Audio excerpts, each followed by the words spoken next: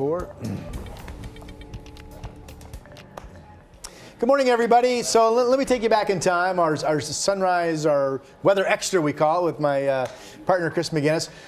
On my computer home this morning around 2:30, one of the things I do is go to the National Weather Service homepage, and they put out weather reports and storm reports. So I'm flipping through those, and I see this report that says 1:53 a.m. ODOT closes I-84, and I'm like, in the Gorge. Well, that's a big story. Yeah, that's a big story, and yeah. So first of all, the headline is I-84 eastbound has reopened, so thumbs up there. But chains and traction tires are still required. This is milepost 37 to 44 out near Bonneville Dam. There were a number of crashes and spin-outs, some semis stuck on the road out there. So that was a big mess. And with temperatures below the freezing mark, by the way, still out there, it is expected to be a mess for a little while longer. The winter storm warning continues for the Gorge until about 4 o'clock this afternoon.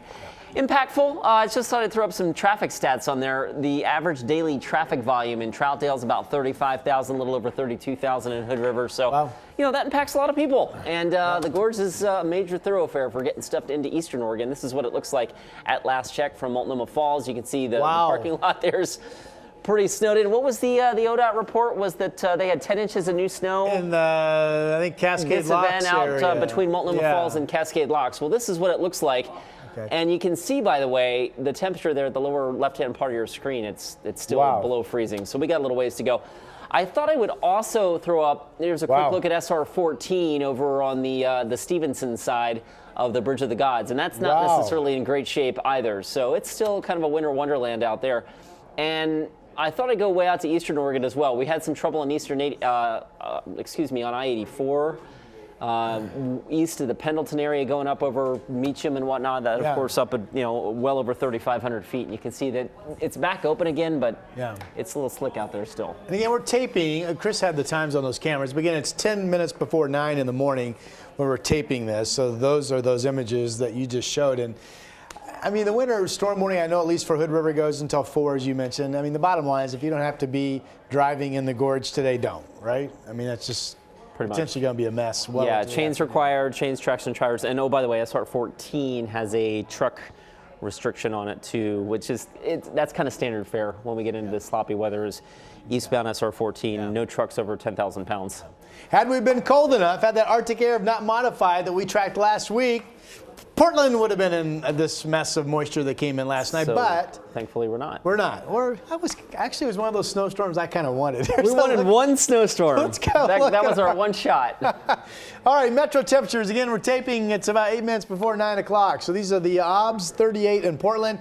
Notice East County, where east winds are still blowing to about 20 in spots this morning, but holding at 34 in Camas and Troutdale. I realize this Gresham site that I have auto plotted on this map is not coming in, but that temperature has been 34 to 36 degrees as well. 37 in Hillsboro, Salem 34. A lot of these are actually the lowest temperature that we've seen so far this morning. We actually have a pretty quiet day coming our direction. Temperatures warming up to 40, some scattered rain showers, but it looks way more dry moving forward today for the valley than it does wet. I do want to touch on tonight. What is that? Oh my goodness! Snowflakes on there tonight. So that's a snow shower moving through on this Futurecast computer model at 11 o'clock tonight. Temperatures have a chance to get down to freezing overnight. That would set up us telling you about watch out for black ice in the morning.